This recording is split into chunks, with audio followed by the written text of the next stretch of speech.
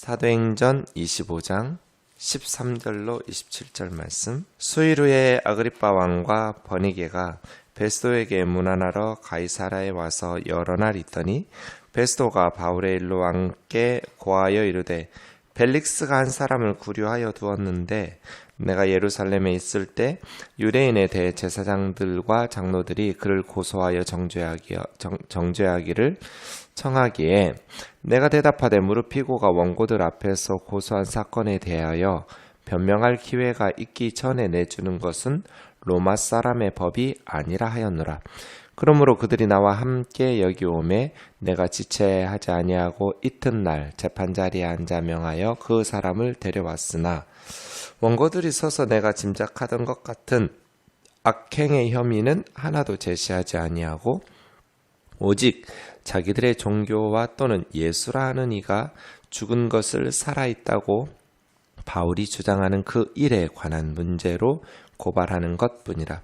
내가 이 일에 대하여 어떻게 심리할지 몰라서 바울에게 묻되 예루살렘에 올라가서 이 일의 신문을 받으려느냐 한즉 바울은 황제의 판결을 받도록 자기를 지켜주기를 호소하므로 내가 그를 가이사에게 보내기까지 지켜두라 명하였노라 하니 아그리빠가 베스도에게 이르되 나도 이 사람의 말을 듣고자 하노라.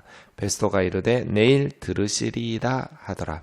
이튿날 아그리빠와 버니게가 크게 위엄을 갖추고 와서 천부장들과 시중의 높은 사람들과 함께 접견 장소에 들어오고 베스도의 명으로 바울을 데려오니 베스도가 말하되 아그리빠 왕과 여기 같이 있는 여러분이여 당신들이 보는 이 사람은 유대의 모든 무리가 크게 외치되 살려두지 못할 사람이라고 하여 예루살렘에서와 여기에서도 내게 청언하였으나 내가 살피건대 죽일 죄를 범한 일이 없더이다. 그러나 그가 황제에게 상소한 고로 보내기로 결정하였나이다. 그에 대하여 황제께 확실한 사실을 아랠 것이 없으므로 신문한 후 상소할 자료가 있을까 하여 당신들 앞 특히 아그리빠 왕 당신 앞에 그를 내세웠나이다. 그 죄목도 밝히지 아니하고 죄수를 보내는 것이 무리한 일인 줄 아나이다 하였더라. 아멘. 총독이 바뀌었습니다. 우리가 지난주에 봤던 총독은 벨릭스였습니다. 벨릭스 총독은 유대주, 로마 제국 유대주의 10번째 총독이었습니다. 대개 총독이 이렇게 10년에 걸쳐서 처음에는 5년씩 이렇게 했었는데 나중에는 10년씩 임기로 바뀌어야 됩니다. 이 벨릭스 총독이 언제 부임했냐면 52년에 부임했습니다. 지금 바울 재판했을 때는 57년이었고 지금 그러면 52년에 벨릭스가 부임했으니까 62년까지 해야 하잖아요. 임기 10년이니까. 그런데 바울이 57년에 처음 재판받았고 이태 동안 온 2년 동안 가이사라 총독부 감옥에 있었거든요. 그럼 59년이잖아요. 그러니까 59년에 벨릭스에서 베스도로 바뀐 거예요. 아직 3년이나 남았는데 왜 59년에 62년까지 10년의 임기를 채우지 못하고 벨릭스가 베스도로 바뀌는가? 뭔가 문제가 생긴 거죠. 네, 네로 황제 때였는데요. 원래 벨릭스라는 사람이 유대 총독이 될 수 있었던 것은 그의 형 팔라스라는 재무장관 때문이에요. 이 사람 황제의 노예 출신이거든요. 노예 출신으로 총독까지 오른 매우 고위직에 올랐던 사람인데요. 황실의 노예 출신이었던 이 벨릭스가 그 형 팔라스라는 형제 덕분에 유대 총독이 된 거예요. 그러니까 이 팔라스라는 사람이 클라우디우스 황제하고 네로 황제에게 엄청나게 충성을 가하면서 재무장관까지 오른 인물이거든요.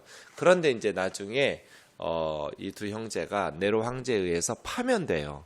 그게 이제 59년이어서 임기를 62년까지 채우지 못하고 벨릭스가 베스도로 바뀌는 그런 과정이어서 갑자기 바뀌기도 하고 또 황제에 의해서 이렇게 바뀌는 과정 속에 사람들이 이렇게 시간이 좀 걸리잖아요. 이렇게 시간이 걸리면 약간의 좀 치안의 공백이 생기잖아요. 이 벨릭스에서 베스도로 총독이 바뀌는 부임 과정 가운데 순교당한 사람 한 분 있어요. 예수님의 친동생 야고보예요. 야고보서를 썼던 낙타의 무릎이라고 하는, 기도를 얼마나 많이 했는지 무릎이 낙타 무릎같이 되었다 했던 그분이 바로 예수님의 동생 야고보 장로님이시거든요.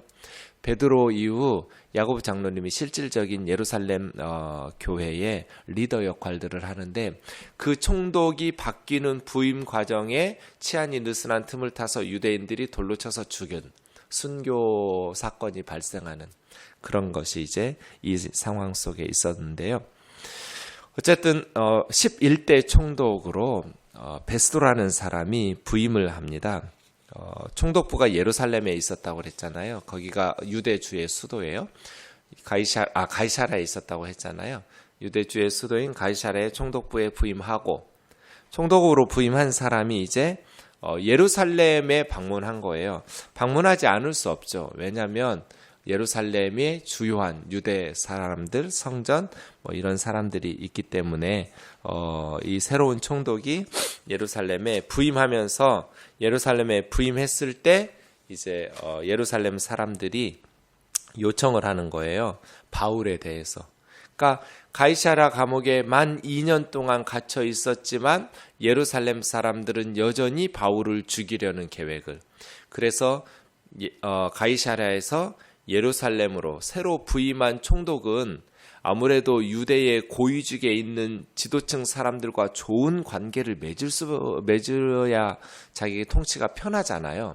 그러니까 이때 새로 부임한 총독에게 예루살렘으로 좀 바울을 호송해달라고 하면 중간에 매복하고 있다가 바울을 죽이자. 참 집요하죠. 사탄은 집요해요. 할 수만 있으면 복음의 전파와 하나님의 나라를 막으려고 회방하는 것이죠.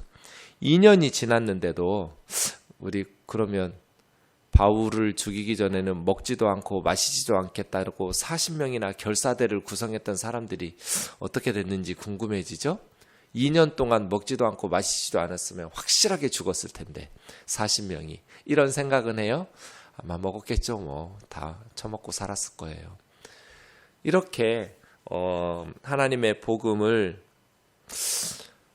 이 시대에 인류 역사상 가장 중요한 역할을 한 사람 중에 한 사람이 사도 바울이죠. 이 복음을 전하는 사람이 지금도 인류 역사에 있어서 가장 중요한 역할을 하는 사람들이죠.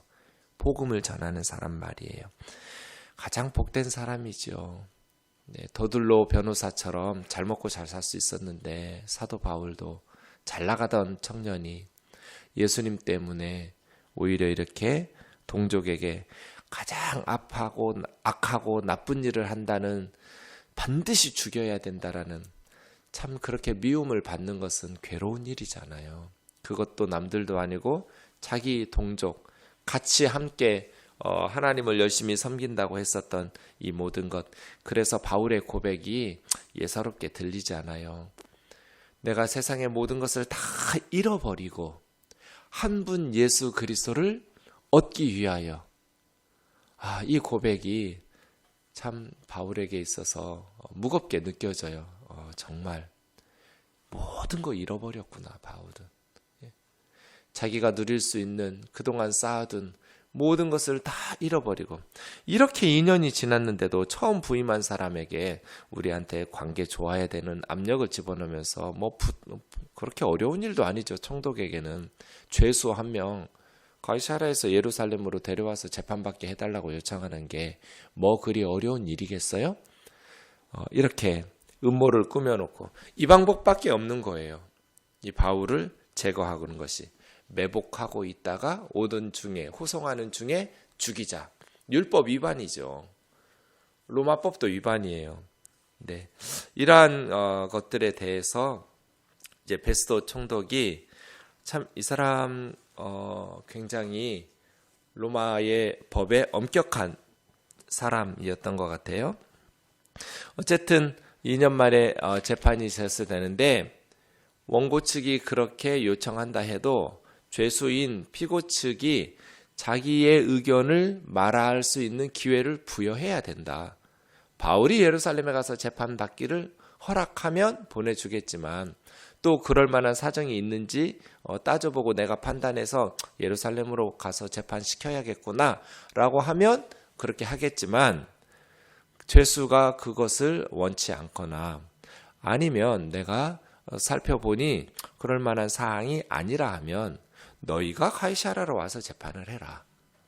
얼마든지 이렇게 재판할 수 있는 기회를 부여하겠다. 이런 식의 이야기들을 베스도 총독이 한 것이죠. 그래서 가이사랴로, 총독은요 예루살렘 별로 가는 거 원치 않았대요. 왜냐하면 예루살렘이 이름만 이르가 도시라는 뜻이고요, 샬렘이 샬롬이라는 뜻이니까 평화의 도시, 샬롬의 도시. 이름만 샬롬의 도시이지 거기 별로 평화 없고요. 또 날마다 짐승제사 드리고 해서 피비린내 나고요. 짐승의 똥이니 막 죽지 않으려고 짐승들 꽥꽥꽥 소리 지르고, 별로 총독들이 예루살렘에 꼭 가야 할 일 아니면 별로 가고 싶어 하지 않았던 도시가 예루살렘. 로마 사람의 입장에서 보면 굳이 예루살렘 성전에 가서 예배할 일도 없거니와 그렇다고 해요. 그래서 잠깐 예루살렘에 있다가 가이사랴 총독부에 왔을 때 바울에 대해서 물은 거죠. 너 예루살렘에 가서 재판 받을래? 바울의 대답이, 나 로마 시민권자니까 로마 황제 카이사르에게 내가 재판을 받겠다. 황제에게 상소를 한 거예요, 바울이. 그럼 이제 로마로 가서 재판을 받아야 되는 거예요. 로마 시민권자니까 함부로 다룰 수가 없게 되는 것이죠. 따져보니 죄 지은 게 없어요. 율법이나 성전이나 가이사에 대한 것일 것이다 해서 이렇게 반역죄가 있나 하고 따져봤더니 8절의 바울의 변명처럼 내가 율법이나 성전이나 가이사에게나 도무지 범죄한 일이 없다 하면서 황제에게 가서 재판을 받기를 원합니다. 13절 오늘 본문 수일 후에 아그리빠 왕과 버니게가 베스도에게 문안하러, 이제 서로 총독이 부임했으니 가이사랴 총독부에 왕과 버니게, 아그리빠 왕은 우리가 12장에서 벌레 먹어서 죽은 야고보 사도를 처형했던 그 왕이 있었죠. 이 왕이 헤롯 아그리빠 1세예요. 그러니까 예수님 태어났을 때 베들레헴에서 태어난 아이들 죽인, 이게 헤롯 대왕이에요. 그 헤롯 대왕의 손자였어요. 헤롯 아그리빠 1세가. 그 아버지는 할아버지 헤롯 대왕이 죽였어요. 그러니까 헤롯 대왕은 아내도 여러 명이었고 아들도 여러 명이었는데요. 자기 왕위를 노리고 있다고 해서 자기 친아들을 둘을 죽여요. 그리고 자기의 가장 중요한 첫 번째 와이프도 죽여요. 그러니까 자기 아내도 죽이고 아들들도 죽이는 이 늙은 권력욕에 취한 헤롯 대왕이, 동방박사들이 와가지고 이스라엘의 왕이 태어났다라고 하는데 베들레헴에 두사리아의 아들들을 다 죽이지 않겠어요? 그 헤롯 헤롯 대왕 할아버지에게 처형당한 아들, 그 아들의 아들인 거예요. 헤롯 아그리빠 1세는. 그런데 이제 교만하게 하다가 벌레 먹어서 죽임을 당하고, 그 헤롯 아그리빠 1세의 아들이에요. 이 사람은 헤롯 아그리빠 2세예요. 그리고 버니게는 그 헤롯 아그리빠 1세의 큰딸이에요. 맏딸이에요. 그러니까 남동생하고 누나가 온 거예요. 버니게라는 이 공주죠. 이 공주는 13살에 결혼을 했는데 바로 파혼되고요. 그 다음에 이 헤롯 아그리빠 2세하고 동거를 해요. 남동생하고. 그러니까 이거 있을 수 없는 일이죠. 누나하고 동생하고 아주 부도덕한 성적으로. 그러니까 얼마나 백성들의 원성이 자자하겠어요. 그래가지고 잠깐 또 다른 남자하고 결혼을 해요. 그랬다가 또 바로 파하고 다시 남동생 헤롯 아그리빠 2세하고 동거하고, 이러다가 나중에는 베스파시아누스 황제 그리고 그의 아들 티투스 황제의 첩이 되어서 이렇게 황제의 부인이 되기를 꾀하지만 뭐 그것이 잘 이루어지지 않는, 하여간 좀 그런 여자예요. 문제가 많은. 역사가 요세푸스에 의하면 이 버니게 베니스라는 여인이 굉장히 좀 심각한 그런 여인이에요. 그러니까 남동생하고 큰 누나가 이제 새로 부임한 베스도 황제에게 문안하러 온 거예요. 예루살렘에서 가이사랴로. 여러 날 문안하더니 이제 베스도 총독이 바울의 일로 아그리빠 왕에게 이야기하는 거예요.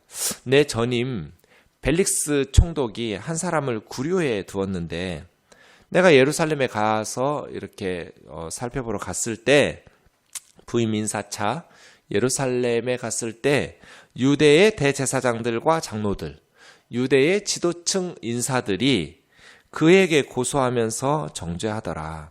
그래서 내가 대답하기를, 피고가 원고들 앞에서 고소사건에 대해서 변명할 기회를 주기 전에는 내가 내주는 것이 로마법이 아니라고 해서 거절했었다. 너희들이 언제든지 가이사랴로 오면 내가 지체하지 않고 재판을 할 수 있도록 이렇게 자리를 마련해 주겠다 했더니, 함께 그들이, 유대 종교 지도자들이 함께 와서 이튿날 바로 내가 재판을 열어 주었었다. 그런데 원고들이 내가 짐작하는 그런 어떤 악행의 혐의를 하나도 제시하지 못하더라. 그러니까 이 바울 재판의 핵심은 뭐예요? 로마의 반역을 꾀한 흔적이 있느냐 없느냐잖아요. 그리고 로마 제국에서 합법적 종교로 인정했던 유대 예루살렘 종교, 성전, 뭐 이런 유대교에 위반하는 어떤 일을 했느냐, 회방하는 일들을 했느냐, 이런 사건이거든요. 로마 제국의 반역을 꾀한 정치적 그런 반역의 흔적이 전혀 없었어요. 바울에게는. 말한 것처럼 외국에만 계속 살다가 예루살렘에 온 지는 12일밖에 되지 않았고, 또 어디서든지 사람들과 소동을 일으키거나 뭐 군사를 모집하거나 어떤 그런 소요를 일으켰던 흔적이 전혀 없고, 그런 증인도 없고, 뿐 아니라 예루살렘 성전을 회방하거나 성전에서 정결 예식 드리고 있었고, 뭐 율법을 회방하거나 이런 흔적들이 전혀 없는 거예요. 베스도 총독에는 저렇게 죽여야 된다고 말하니까 아마 로마 제국에서 살려두면 안 될 반역을 도모한 정치범, 뭐 이런 의심들을 가지고 재판을 열어주었지만 전혀 악행의 혐의에 대해서 내가 생각했던 그런 것들이 하나도 제시하지 못하더라. 유대 종교 지도자들이. 오직 자기들 종교 얘기만 계속하고, 뭐 예수라고 하는 사람이 죽은 것을 살아있다고 주장하는 일로 고발하는 종교적인 문제일 뿐이더라. 그걸로 로마 시민권자를 죽일 수는 없지 않냐는 거예요. 그래서 어떻게 심리해야 될지 몰라서 너 예루살렘에 가서 신문 받을래? 했더니 자기를 보호해 달라고 요청하면서 로마 황제에게 상소를 하더라. 그래서 내가 로마 황제 가이사 앞에 가서 가이사 앞에서 재판받을 수 있을 때까지 군사들에게 명해서 안전하게 보호하도록 그렇게 지켜두라고 명령하였다. 근데 이게 고민이, 황제에게 내가 뭐라고 써서 이 죄수를 이러이러한 죄목으로 재판건에 대해서 뭔가 쓸 말이 있어야 되는데 쓸 말이 없다. 그래서 이 베스도 총독도 이렇게 고민인 거예요. 그 말을 듣고 이제 아그리빠 왕과 버니게가 우리도 이 사람에 대해서 좀 얘기를 듣고 싶다, 궁금하다 라고 해서 얼마든지 들을 수 있다고, 내일 바로 들을 수 있게 해주겠다고. 그래서 23절에 이튿날 아그리빠 왕과 버니게가 큰 위엄을 갖추고 천부장들, 또 시중에 높은 사람들, 고위직에 있는 사람들을 다 접견 장소에 불러놓고 바울을 데려와서 바울과 만나게 해주는 것이죠. 보세요.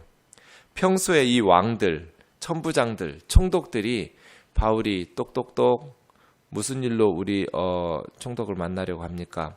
우리 왕을 만나려고 합니까? 나 예수 그리스도의 복음을 좀 전하러 왔는데요. 바울이 그렇게 말하면 문지기들이 들여보내 줄까요? 바울이라는 사람이 복음을 전하러 왔다는데 총독님 들어오라 할까요? 그럴 리가 없죠. 그런데 바울이 지금 재판을 받는 과정이기 때문에 거듭 고위직에 있는 사람들, 그리고 로마 황제까지 상소해 가면서 바울이 말할 기회를 얻게 되고, 그 기회를 통해서 바울은 복음을 전하게 되는 것이죠. 바울의 머릿속에는 어떻게 복음을 전할 수 있을까 밖에 없는 거예요. 평소 같으면 총독이 복음을 들으려고 바울을 만나줄 리가 없잖아요. 왕 헤롯 아그리파 2세 같은, 버니가 같은 여인이 바울을 만나줄 리가 없잖아요. 그런데 지금 제국의 유대주의 고위직에 있는 사람들은 다 모이는 거예요. 총독, 왕, 그의 누이, 천부장, 시중에 높은 사람들 모두 불러놓고 재판하잖아요. 그 과정 속에 바울의 복음을 듣게 되잖아요. 이것이 일반 시민들이나 낮은 지위에 있는 세상 사람들에게는 바울이 얼마든지 쉽게 복음을 전할 수 있겠지만은, 이제는 고위직에 있었던 사람들에게는 바울이 복음을 전하는 것이 거의 불가능하다가 이제서 비로소 복음을 들을 수 있게 된 것이죠. 베스도가 24절이요. 왕과 유대 모든 무리가 살려주지 못할 사형에 처해야 된다고 하지만 죽일 죄를 범한 일이 없다. 그래서 바울을 신문한 후에 상소할 자료가 있을까 해서 이렇게 따져봤는데 별로 왕에게 쓸 말도 없어서 이런 자리를 다시 마련했다 하면서 이제 말할 기회를 얻게 된 것이죠. 26장 내일 새벽에 이제 그 재판의 과정, 또 신문의 과정들의 본 내용을 살펴보도록 하겠습니다. 기도하겠습니다. 사랑하는 하나님 아버지, 이렇게 당시 유대주의 고위직들이 다 함께 모였습니다. 평소 같으면 바울의 복음을 들으려고 하지 않을 이 사람들이 다 함께 모여서 바울의 재판을 통해서 예수 그리스도의 복음을 듣게 되었습니다. 우리도 기회를 타서 할 수 있는 대로 모든 이에게 주 예수 그리스도의 복음을 전파하는 전도인의 사명을 잘 감당하게 도와주시옵소서. 교회가 발걸음을 향하여 찾아온 모든 이들에게 성경적인 삶을 보임으로써 그들에게 주 예수 그리스도 안에서 생명의 소망을 누릴 수 있도록 전파하는 귀한 구원의 방주 역할을 하게 도와주셔서 세상의 바다에서 죄와 사망의 그늘에서 헤매는 영혼들에게 천국의 항구에 함께 이룰 수 있는 귀한 사역을 잘 감당케 도와주시옵소서.